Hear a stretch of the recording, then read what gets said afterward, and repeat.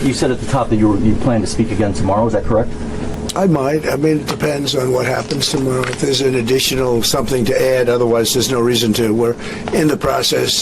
Jared and Steve are working very hard to get something done, and if there's something that comes up, I'd speak, but otherwise I don't think there's any reason to. In your mind, sir, what are the thorniest issues still unresolved after the... Well, I think the land you're talking about, some of that land has been taken. Some of that land is maybe up for grabs, but it may be taken over the next period of a number of months, and you're better off making a deal now. Look, let me tell you, they have been very brave. They fought very hard and continue to fight very hard and do tremendous damage. But Russia would like to see it end, and Ukraine would like to see it. And I think it's time to end.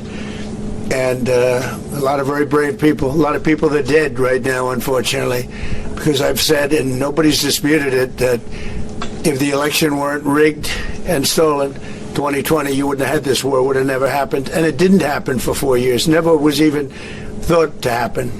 And I spoke with President Putin. I got along with him very well, despite the Russia hoax, which was a total hoax.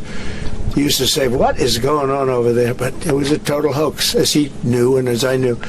But I spoke to him, and we'd talk about Ukraine. I've said it before. It was the apple of his eye, but he wasn't going to do anything about it. He didn't do anything about it until I was gone, and then a lot of really bad statements were made by people, by a lot of people, I guess, but by a certain president that we had who was a disaster.